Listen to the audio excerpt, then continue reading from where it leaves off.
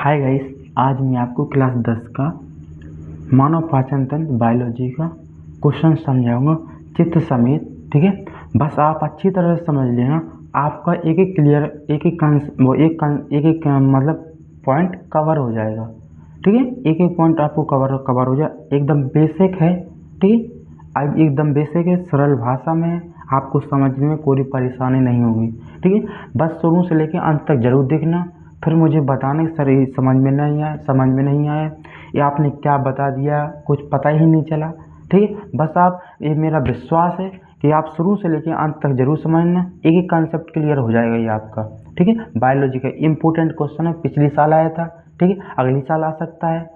ठीक है, तो आप अच्छी तरह से समझ लेना। ठीक है, बस आपने समझ लिया तो फिर उसके बाद आपको जो भी क्वेश्चन है बना के भी लिख सकते हैं, कोई परेशानी नहीं होगी। ठीक है, इसमें लिखा है बेटा क्लास 10 का मानव पाचन। ठीक है, हाँ, जैसे ये हो गया बेटा अपना आपका माउथ। ठीक है, ये आपका माउथ हो गया, यानी ये आपका हो गया मुँह है। ठीक है, तो जो भी हम खाना खाएंगे, ठीक है, यानी सबसे पहले हम पहली हेडिंग देखेंगे पाचन, यानी भोजन के जटिल अणु के सरल अणुओं को परिवर्तित करने की प्रक्रिया को क्या कहते हैं? पाचन कहते हैं। आपका ऐसा ही पूछा था कि पाचन किसे कहते हैं, बिल्कुल सेम टू सेम पूछा था कि पाचन किसे कहते हैं। आप पाचन किसे कहते हैं, इस मानव पाचन तंत्र का पूरा वर्णन कीजिए चित्र सहित। ऐसा ही पूछा था जैसे जैसे मैं आपको बता रहा हूँ। ठीक है, हाँ, तो जो भी हम भौतिक भोजन हो या फिर हमारा रासायनिक भोजन हो या, ठीक है, तो वो जो अपन खाना खाते हैं उससे जो रासायनिक होता है एक भौतिक होता है। जो हम खाना को छोटे छोटे भागों में तोड़ते हैं, किसके माध्यम से तोड़ते हैं? यानी माउथ के, यानी दांतों के माध्यम से छोटे छोटे भागों में तोड़ते हैं। जो हमारा भोजन होता है बेटा, हम उसको दांतों के माध्यम से छोटे छोटे भागों में तोड़ते हैं, यानी छोटे छोटे भागों में भोजन को तोड़ते हैं। ठीक है, हाँ, अब इसमें लिखा है बेटा कार्बोहाइड्रेट, प्रोटीन, वसा का पाचन होता है। यानी जो कार्बोहाइड्रेट हो गया, प्रोटीन हो गया, वसा हो गया, इनका क्या होता है? इनका होता है पाचन, यानी हमारे शरीर में पाचन होता है। ये हमारे क्या होते हैं? ये हमारे शरीर में संचित हो जाते हैं, यानी ये स्टोर हो जाते हैं हमारे शरीर में। फिर उसके बाद है कि यानी जो विटामिन होते हैं, यानी बी और सी, इसका पाचन हमारे शरीर में नहीं होता है। ये हमारे शरीर में पाचन नहीं होता है इसका, सिर्फ इसका होता है जो हमारे वसा में घुलनशील विटामिन होते हैं, या फिर वसा में घुलनशील मतलब काफ़ी मात्रा में कार्बोहाइड्रेट हो गया, फिर प्रोटीन हो गया, फिर वसा हो गया, ये हमारे शरीर में संचित हो जाती हैं। ठीक है, और ये विटामिन से बी और सी ये हमारे शरीर में संचित नहीं होते हैं। ठीक है, ये हम पाइडे खाते हैं और पाइडे बाहर निकालते हैं, ये हमारे शरीर में संचित हो जाती हैं। ठीक है, ठीक है, मैंने एक नोट करके भी लिखा है, मतलब आपको, मतलब जो कोचिंग से भी आपको बेस्ट समझा दूंगा, जो हमारी पेड क्लास होती है पर उससे भी बेस्ट समझा दूंगा आपको। ठीक है, फिर उसके बाद दिया गया है कि आप अगली हेडिंग है बेटा मुख्य, यानी जो अगली हेडिंग है आपकी वो है मुख्य, यानी मुँह। मुख गुहा में भोजन को दांतों द्वारा चबाया जाता है, यानी जो हम भोजन खाते हैं उसे दांतों के माध्यम से चबाते हैं। ठीक है, भोजन को चबाते हैं, चबाते समय लार में अच्छी तरह मिलकर लुंदी बना लेते हैं। यानी जो हमने भोजन खाया, भोजन में जैसे हमने रोटी खाई, रोटी के जो बड़े बड़े भाग होते हैं या फिर छोटे छोटे भागों में कोई कोई खाना खाता है, कोई खाना नहीं खाता है, कोई मतलब एक रोटी की दो कौर बनाते हैं। ठीक है, जो हमारे मतलब एक रोटी के दो भागों में हिस्सा कर लेते हैं, दो मतलब एक हिस्सा खा लेते हैं। तो क्या जो हम खाना खाते हैं मुंह में, उसका वो क्या है, वो बड़ा रूप ले लिया उसने। ठीक है, बड़ा रूप ले लिया उसमें, तो क्या है, हमारे दांतों से अच्छी तरह उसमें छोटे छोटे भागों में नहीं काटा जाएगा। फिर आप इस साइड खाए एक बार इस साइड खाया, फिर हमारे आमाशय के माध्यम गृहस्थ के माध्यम से आमाशय में पहुंचा देगा। ठीक है, तो लुंदी बना देते हैं। जीभ भोजन को लार को मिलने तथा भोजन को निगलने में सहायता करते हैं। जो हमारी जीभ होती है बेटा, जो हमारी जीभ होती है वो क्या है, हमारे भोजन को निगलने में सहायता करती है। यानी जो हमने भोजन खाया, भोजन के बाद जो हमने दांतों के माध्यम से छोटे छोटे भागों में तोड़ दिया,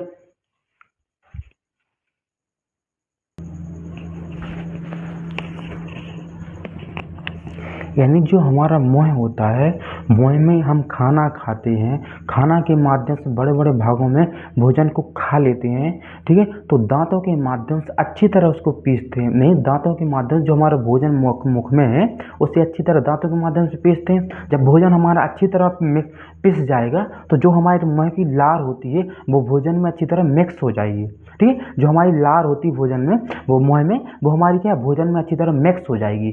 भोजन में मिक्स हो जाएगी लार, फिर क्या है, फिर जो हमारी जीभ होती है, जीभ हमेशा अपने भोजन का स्वाद का अनुभव कराती है कि हमारे इस भोजन में नमक है, नमक कम, मिर्चा ज़्यादा है, ठीक है, ये स्वाद में अच्छा नहीं है, ये स्वाद में हमको अच्छा लग रहा है, ठीक है। तो ये इस स्वाद, जो हमारी जीभ में जो कणिकाएं होती हैं वो हमेशा भोजन का स्वाद का महसूस कराती हैं, ठीक है। जो अपने जीभ जीभ में जो जैसे जो हाथ में अपनी जो रेखाएं होती हैं ना, ऐसे ही हमारे जीभ में रेखाएं होती हैं जो हमारे भोजन का स्वाद का अनुभव कराती हैं।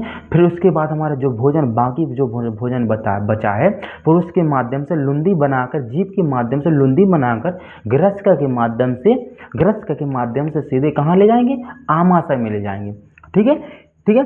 अब उसके बाद है बेटा, जीभ में कणिकाएं होती हैं जो हमें भोजन का स्वाद का ज्ञान कराती हैं। ये 3 प्रकार की होती हैं, यानी जीभ में जो भोजन का मतलब स्वाद का अनुभव ज्ञान कराती है, इसमें कितनी होती है, इसमें 3 प्रकार की होती है, ठीक है। जो हमारे मुंह में जो लार होती है, ठीक है, जो हमारे मुंह में जो लार कितनी प्रकार, 3 प्रकार की होती है, ठीक है, 4 प्रकार की होती है, ठीक है। जो लार होती है हमारे मुंह में बेटा, ये हमेशा अपने भोजन को स्वाद मानी भोजन को अच्छी तरह पीस लेते भोजन, तो लार मिक्स हो जाती है उसमें।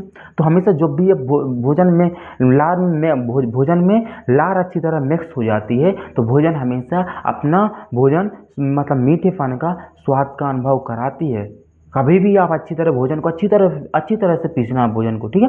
जो हमारा अच्छी तरह भोजन पिस जाएगा, फिर उसके बाद जो भोजन हमारे मुंह में है वो हमेशा अपना क्या है, अपन को मीठापन का महसूस कराती है, ठीक है। हाँ, जो हमारे मुंह में लार होती है उसको समझ लेते हैं, ठीक है।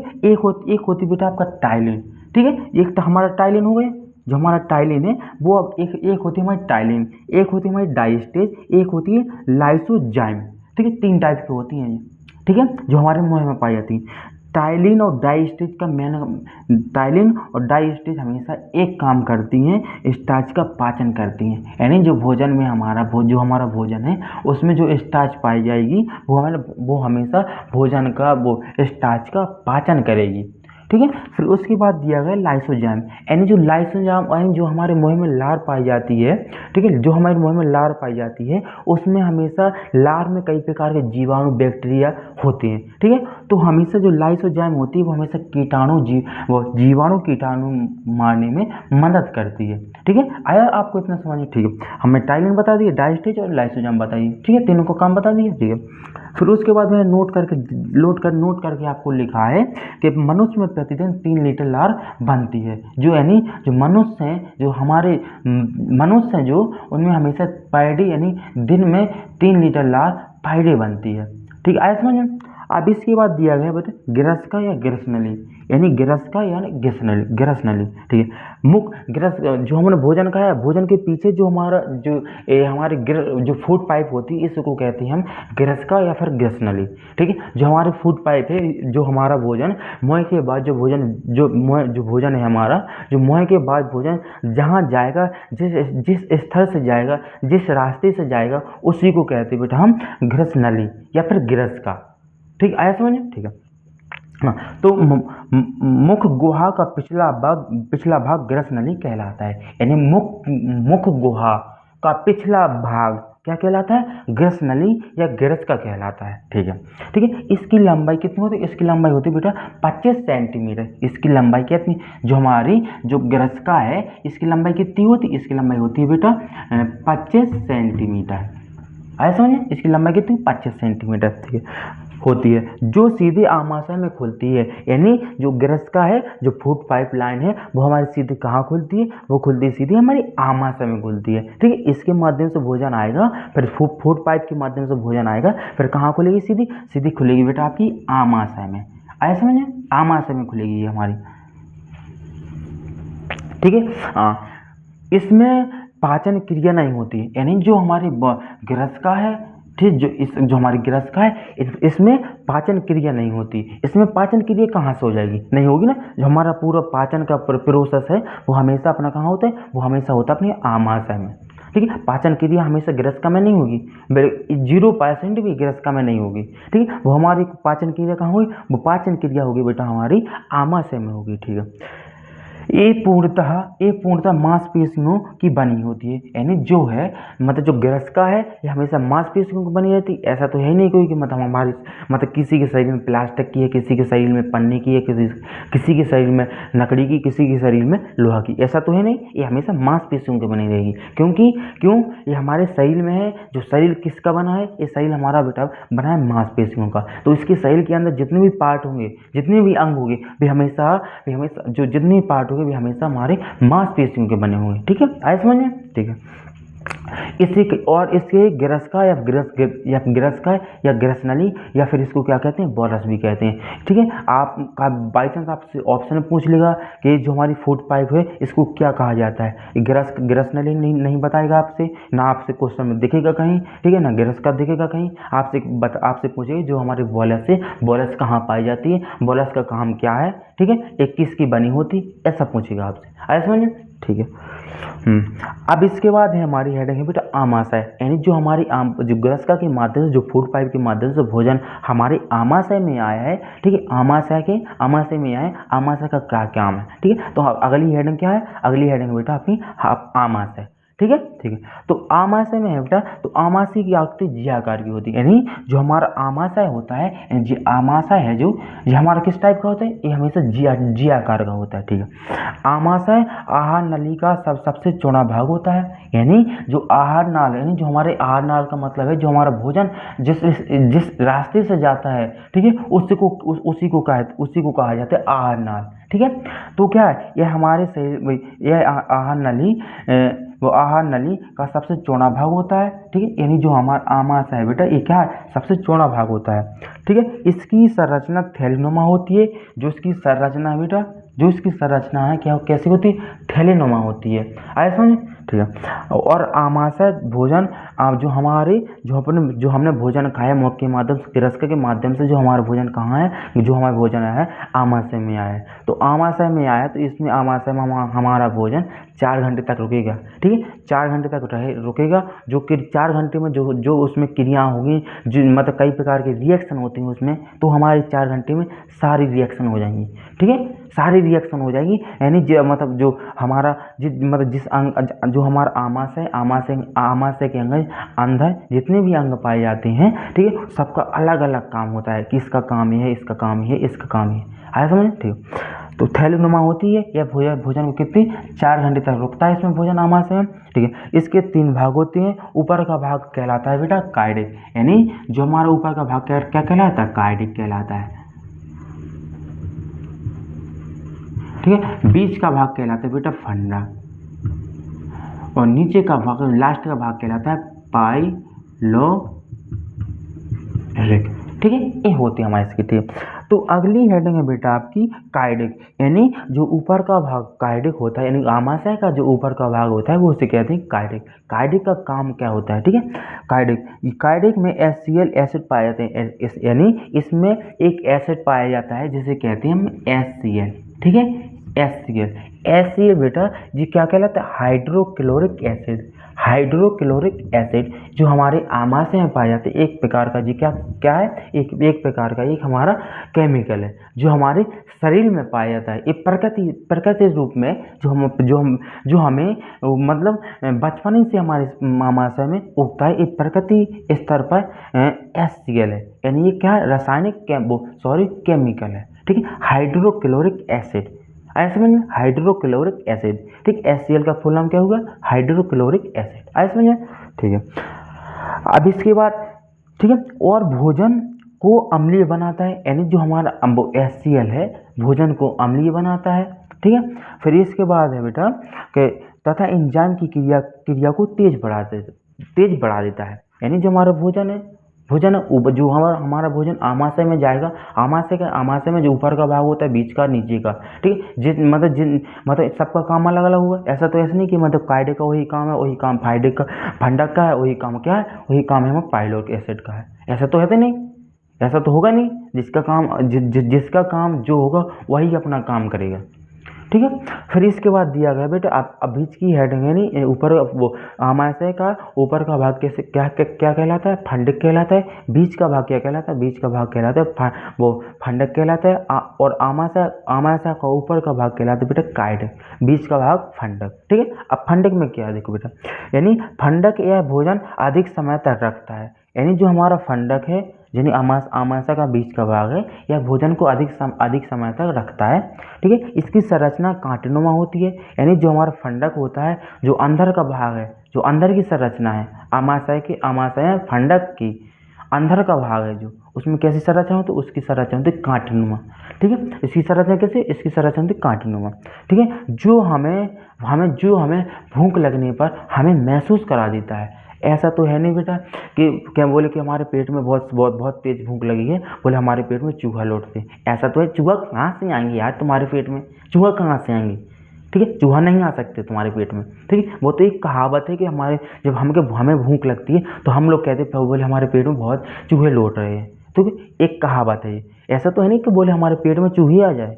ऐसा नहीं होता है, ठीक है। जब हमें भूख लगती है तो हमेशा जो फंडक होता है हमारा, वो हमेशा हमें भूख का एहसास करा देती है कि हमें भूख लगी है। यानी कि जो इसकी इस साइड की परत हो गई, इस साइड की परत होगी, इसमें क्या, इसमें कांटेनुमा होती है, ये आपस में टकराती हैं, ठीक है। जो हमारे मांसपेशियाँ उसमें आपस में टकराती हैं तो ये गुच्छती हैं, तो हम कहते हैं हमें भूख लगने लगी है। आया समझ में?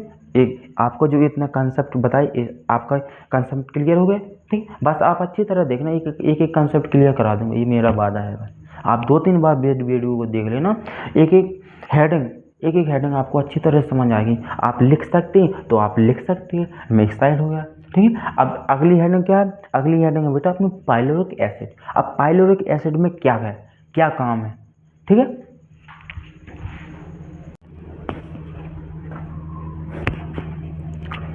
अब देखो फंडक के बाद क्या है हमारी हेडिंग, पाइलोरिक अम्ल है, ठीक है। 3 हेडिंग थी आमाशय में, कायडिक, फंडक, पाइलोरिक अम्ल, ठीक है। तो हमारे 2 बता दी थी। अब अगली हेडिंग है पाइलोरिक अम्ल, ठीक है। पाइलोरिक अम्ल में है बेटा, पाइलोरिक अम्ल कई प्रकार के गैलेंड, यानी गैलेंड में होता है ग्रंथि, कई प्रकार की ग्रंथि होती है इसमें, ठीक है।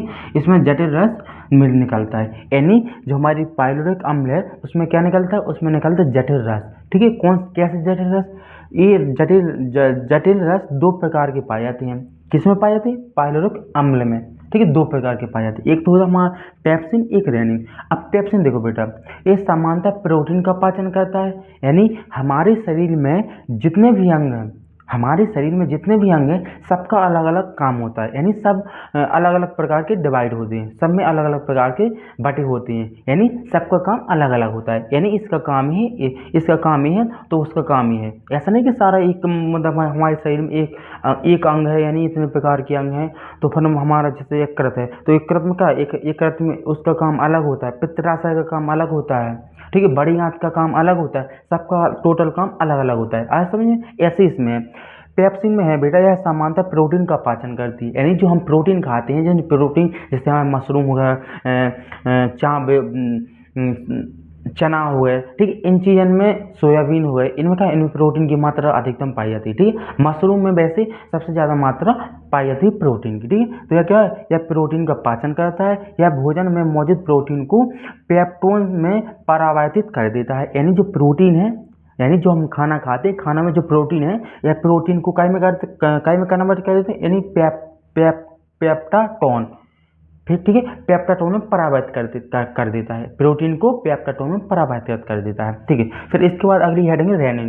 यानी रेनिन यह दूध को पाचन करने में सहायता करता है। यानी रेनिन एक ग्लैंड है जो दूध का पाचन करने में सहायता करती है। अधिकतर छोटे बच्चों में पाई जाती है, ठीक है। ऐसा नहीं है कि मतलब छोटे बच्चों में पाई जाती है ग्लैंड, हमेशा मतलब या फिर मनुष्य 20 साल का हो या फिर बूढ़ा हो, मतलब कोई भी अवस्था में हो, सब में ग्लैंड पाई जाती है, ठीक है। इस ग्लैंड का काम ही होता है दूध का पाचन करना, ठीक है।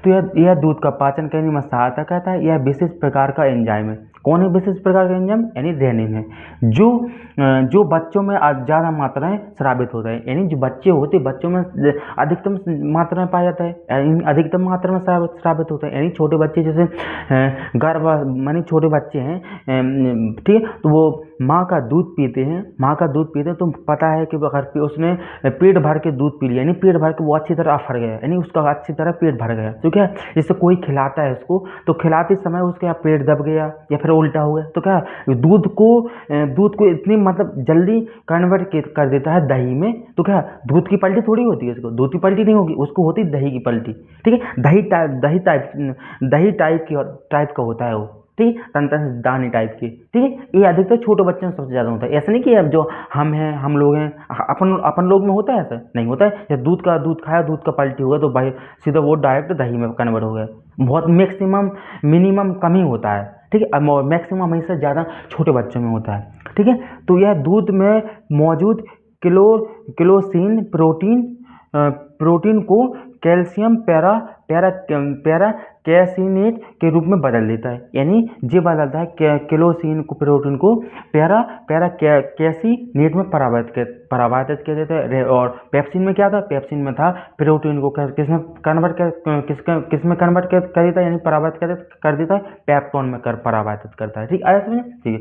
फिर इसके बाद दिया है बेटा अगली हेडिंग हमारी छोटी आंत है, ठीक है, छोटी आंत मनुष्य का आहार नल का सबसे बड़ा भाग होता है, ठीक, यानी मनुष्य का आहार नल का क्या होता है, सबसे बड़ा भाग होता है छोटी आंत, ठीक है, इसकी लंबाई हमेशा 6 से 7 मीटर होती है, यानी मतलब छोटी आंत की लंबाई कितनी हो, छोटी आंत की लंबाई हमेशा 6 से 7 मीटर होती है, ठीक है, आमाशय पाचन क्रिया संपन्न होती है, यानी इसमें क्या होती है, इसमें होती है आमाशय में जो क्रिया होती है, फिर उसके बाद जो हमारी छोटी आंत में जो भोजन चला जाता है, यानी जो अपशिष्ट होता है, यानी छोटी आंत के जो यकृत के बाद जो अपशिष्ट पदार्थ बचता है वो हमारे छोटी आंत में जाता है, फिर उसके बाद जो उसमें क्रिया होगी, यानी उसमें जो पाचन होगा, ठीक है, उसी में संपन्न होता है, ठीक है, छोटी आंत भोजन छोटी आंत में पहुंचता है जहां भोजन का पाचन तथा अवशोषण की क्रिया होती है, ठीक है, यह संपूर्ण आहार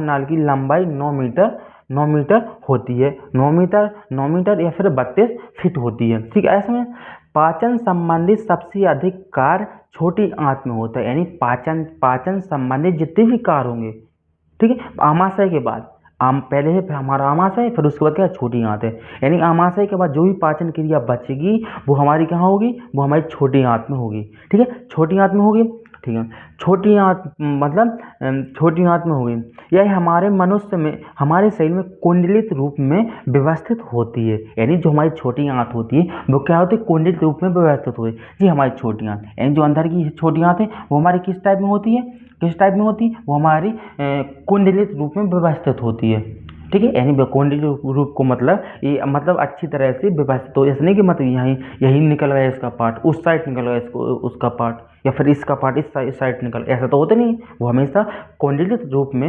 व्यवस्थित होती है, हमेशा बचपन से लेके जब तक मनुष्य बूढ़ा हो जाता है तब तक हमेशा व्यवस्थित में रहती है, ऐसा नहीं कि मतलब वो छोटी आंत हो गई, उसकी लिमिट हो गई तो यहाँ से यहाँ भाग जाएगी, यहाँ से यहाँ भाग जाएगी, बोले इसकी लंबाई ज़्यादा हो गई, ऐसा तो कुछ होता नहीं है, ठीक है।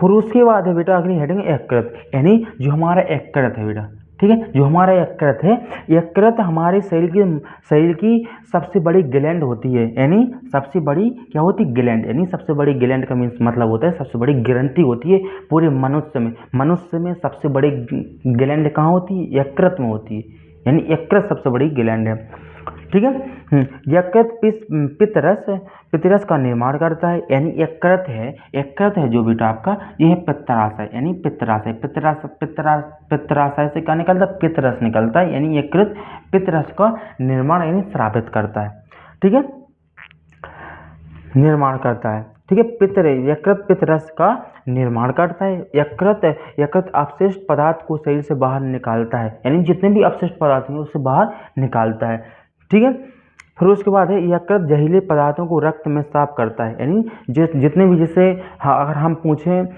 कि हमारे शरीर में रासायनिक फैक्ट्री किसे कहा जाता है, रासायनिक फैक्ट्री किसे कहा जाता है, यानी कोई व्यक्ति हो गया या फिर हमारे घर परिवार में या फिर हमारे गांव में कहीं पर भी, ठीक, अपन बोले पता चलता वो बोले उसने गोली खा ली, बोले मतलब डाई पी ली, यानी जो उसका जो डाई होगा, जो यानी वो टैबलेट हो गया मरने के लिए, जो उसमें टैबलेट खाई यानी जो उसमें डाई पी, तो वो कहाँ जमा होगा, यानी वो हमारा होगा यकृत में जमा होगा। यकृत में जमा होगा, जब उसका पोस्टमार्टम होता है तो हमेशा यकृत को सबसे पहले छेड़छानी की जाती है। क्यों? इसमें पता चल जाता है कि इसमें इस व्यक्ति ने कुछ खाया है या कुछ नहीं खाया, किस कारण से इसकी मृत्यु हो गई, ठीक है, उसमें पता चलता है। अगर हम पूछें हमारे शरीर में रासायनिक फैक्ट्री किसे कहा जाता है, रासायनिक फैक्ट्री हमारे शरीर में किसे कहा जाता है, तो हम किसे कहते हैं बेटा, हम यकृत को कहते हैं। ऐसा समझे? ठीक है। तो शरीर में बने विषैले पदार्थ को बाहर निकालता है, ठीक है। अब देखो, यानी जो हमारा यकृत होता है, यकृत बेटा हमारा किसका बना होता है, यकृत हमारे हेपरिन नामक पदार्थ का बना होता है। यकृत किसका बना होता है, यकृत बना होता है बेटा हेपरिन नामक पदार्थ का बना होता है, ठीक। फिर इसके बाद है अगली हेडिंग है, यानी जो हमारा यकृत होगा, यकृत के बाद इसके अंदर क्या है, इसके अंदर है पित्तरस है, यानी पित्तरस है। तो अगली हेडिंग क्या हुई, या अगली हेडिंग हुई बेटा हमारी पित्तरस है, यानी पित्तरस में बेटा इसकी आकृति कैसी होती है, इसकी आकृति हमेशा नाशपाती के आकार की होती है, यानी जो इसकी आकृति है कैसी होती है, इसकी आकृति होती है हमेशा नाशपाती आकार की होती है। आमाशय की आकृति कैसी हुई, आमाशय की आकृति कैसी होती है, इसकी आकृति होती है जी आकार की होती है, ठीक है समझ। जिसमें यकृत से निकलने वाला पित्त जमा होता है, यानी यकृत से जो पित्त मतलब कहने के पित्त निकलेगा, कहाँ जमा होता है, वो यकृत में, वो पित्तराशय में जमा होता है, ठीक है। पित्तराशय पित्त नीले तथा हरे रंग का होता है, नीले तथा हरे रंग का, यानी क्षारीय होता है, ठीक है। जिसका पीएच मान 7 होता है। पीएच मान, जो आपका पीएच मान है बेटा, पीएच मान जैसे हमारा पीएच मान होगा, अगर आपसे पूछे पीएच मान की डिस्कवरी किसने की थी, एक वैज्ञानिक थी सोरेंस, ठीक है। एक वैज्ञानिक कौन थी, एक वैज्ञानिक थी सोरेंस। इन्होंने बताया था कि जो पीएच मान है, पीएच मान की खोज इन्होंने की थी सोरेंस नामक वैज्ञानिक ने, ठीक है। पीएच मान, अगर नींबू का पीएच मान देखा तो उसका अलग है, अगर टमाटर का पीएच मान देखा तो उसका अलग पीएच मान है, अगर हम इमली का पीएच मान देखा तो उसका, यानी जितने भी हमारे पदार्थ यानी खाने वाले पदार्थ होते हैं सबका पीएच मान अलग होता है। और जो हमारे शरीर में ब्लड भी है तो उसका भी पीएच मान हमारा, यानी जो हमारे शरीर में बेटा, यानी जो हमारा ब्लड है, ठीक है, तो ब्लड का पीएच मान कितना है, ब्लड का पीएच मान होता है 7/4। तो इसी टाइप से सबका पीएच मान अलग अलग होता है। इसकी खोज की थी हमेशा एक वैज्ञानिक सोरेंस, इन्होंने खोज की थी पीएच मान की, ऐसा समझे, ठीक है। फिर अब इसके बाद है बेटा अग्नाशय, यानी अग्नाशय क्या है, हमारा यकृत हो गया, फिर उसके बाद पित्तराशय होगा, पित्तराशय के बाद हमारा जो ठीक है। फिर अगली हेडिंग हमारा अग्नाशय, यानी जो हमारा आमाशय के जस्ट नीचे है अग्नाशय। अब इसके बारे में बताएंगे हम आपको, ठीक है। अग्नाशय यह यकृत के बाद शरीर में दूसरी सबसे बड़ी ग्रंथि है, यानी यकृत के बाद, यानी यकृत क्या है, यकृत हमारी शरीर की सबसे बड़ी ग्रंथि है। फिर दूसरे नंबर पर पूछे हम, तो दूसरे नंबर पर क्या है, दूसरे नंबर पर हमारे शरीर में सबसे बड़ी ग्रंथि क्या है, अग्नाशय है, ठीक है। तो वही लिखा, यह यकृत के बाद शरीर की दूसरी सबसे बड़ी ग्लैंड है, यानी ग्लैंड मीन्स होता है ग्रंथि, ठीक है। इसकी लंबाई 15-20 सेंटीमीटर होती है। यह गुलाबी रंग की होती है। यह मिश्रित ग्लैंड इसे क्या कहते हैं, इसे मिश्रित ग्लैंड, यानी मिश्रित ग्रंथि कहते हैं इसे 3 प्रकार से डिवाइड किया गया है, ठीक है। अब कौन तीन प्रकार के डिवाइड है, जैसे हमारा अल्फा हो गया, बीटा हो गया, गामा हो गया, ये 3 टाइप के हैं। ऐसा समझ में, आप इसे नोट भी कर सकते हैं। नोट करने के लिए जो हमारा मतलब कोचिंग से भी बेस्ट है, ठीक, सरल भाषा में आप कोचिंग की और मतलब स्कूल की, यानी जो हमारे जो हम पढ़ाते हैं उसको भी मैच कर लेना, ठीक है। सबसे बेस्ट है, सरल भाषा है, समझ में आएगा, ठीक है। आप 2-3 बार वीडियो को रिपीट कर लेना, अच्छी तरह समझ में आ जाएगा।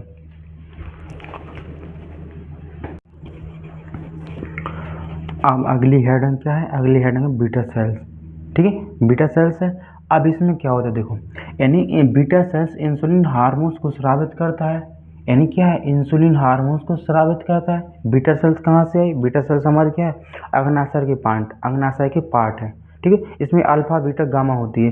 जो इसमें बीटा सेल्स होती है उसके अंतर्गत बता रहा हूँ, जो इंपॉर्टेंट है उसके अंतर्गत बता रहा हूँ, इसमें कि अल्फा बीटा गामा तीनों कर रहा हूँ, ठीक है। उसमें मैं बीटा सेल्स करा रहा हूँ, किसके अंतर्गत, अग्नाशय के अंतर्गत। इसमें क्या होता है, beta beta beta cells insulin hormones को स्रावित करता है। इंसुलिन हार्मोन रुधिर में ग्लूकोज की मात्रा को नियंत्रित करता है, यानी जो हमारा बीटा सेल्स है क्या करता है, ग्लूकोज यानी हमारे जो ब्लड में ग्लूकोज होता है उसको नियंत्रित करता है। आया समझ में, ठीक। अब अगली हेडिंग है डायबिटीज या मधुमेह, यानी अगली हेडिंग क्या है, अगली हेडिंग डायबिटीज या मधुमेह, इसी के अंतर्गत है मधुमेह डायबिटीज, ठीक है।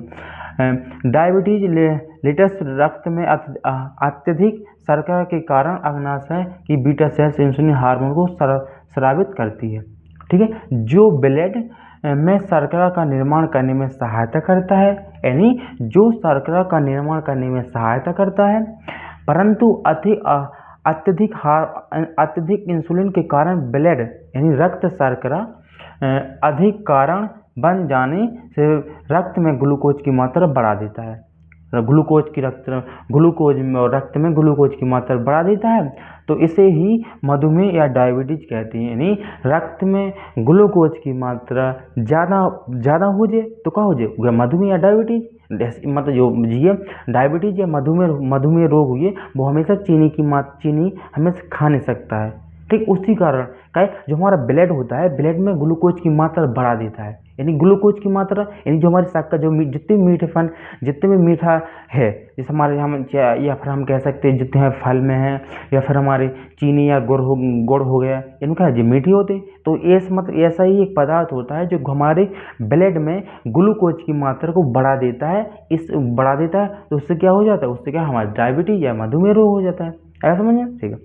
अब इसके बाद अगली हेडिंग है छोटी आंत, यानी बड़ी आंत, यानी जो हमारी बड़ी आंत है, इसमें उल्टा है, क्या उल्टा, यानी जो छोटी आंत होगी उसे बड़ी आंत कहा जाता है, यानी जो बड़ी आंत कहा जाता है, और जो बड़ी आंत होगी उसे छोटी आंत कहा जाता है। आया समझ में। अगली हेडिंग कौन सी है, अगली हेडिंग है अपनी बड़ी आंत। अब बड़ी आंत में यह आहार नाल का अंतिम भाग है, ठीक है, यह आहार नाल का अंतिम भाग है। इसमें पाचन की क्रिया नहीं होती है, इसमें पाचन की क्रिया नहीं होगी।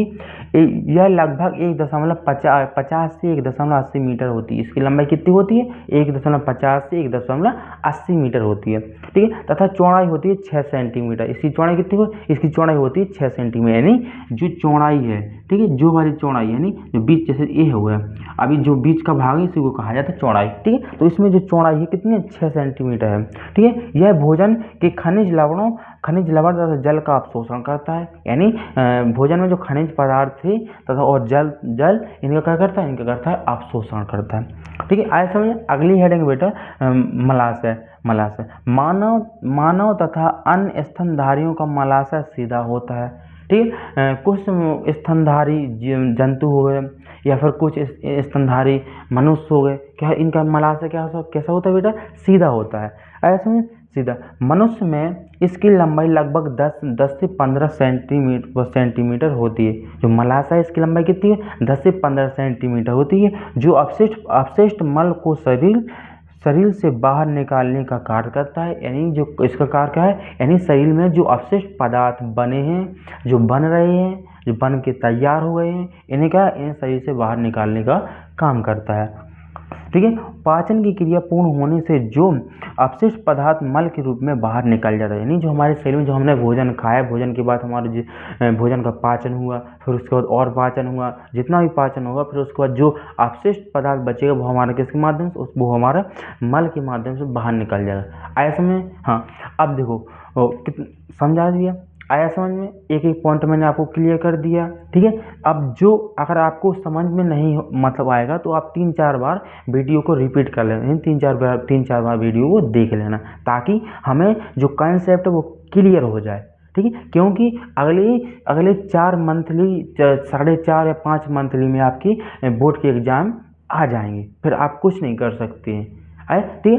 ऐसा ही अब मैंने आपको भी एक पार्ट में मैंने आपको विटामिन करा दिए, विटामिन के बाद आपको क्या मानव पाचन तंत्र करा दिया। अब इसके बाद बचा है पोषण, स्वपोषी, परपोषी, ये बचा है, ठीक है। अब ये हो गया, फिर इसके बाद एक आध और हेड होगी इंपॉर्टेंट, वो करा दूंगा, फिर उसके बाद चलेंगे हम 2 पार्ट पे। ऐसा समझे, ठीक है। अगर वीडियो आया तो वीडियो समझ में आया तो एक लाइक, एक अच्छा सा कमेंट कर देना। यार इतनी मेहनत करते हैं, बोर्ड पर लिखते हैं, ये तो नहीं डिजिटल बोर्ड तो है नहीं, मेहनत करते लिखते हैं, फिर मिटाते हैं, फिर लिखते हैं इसको, फिर आप फिर वीडियो बनाते, फिर आपको प्रोवाइड करते हैं। ठीक है। अगर वीडियो अच्छा लगा तो एक अच्छा सा कमेंट जरूर कर देना, वीडियो को लाइक करना। जय हिंद, जय भारत।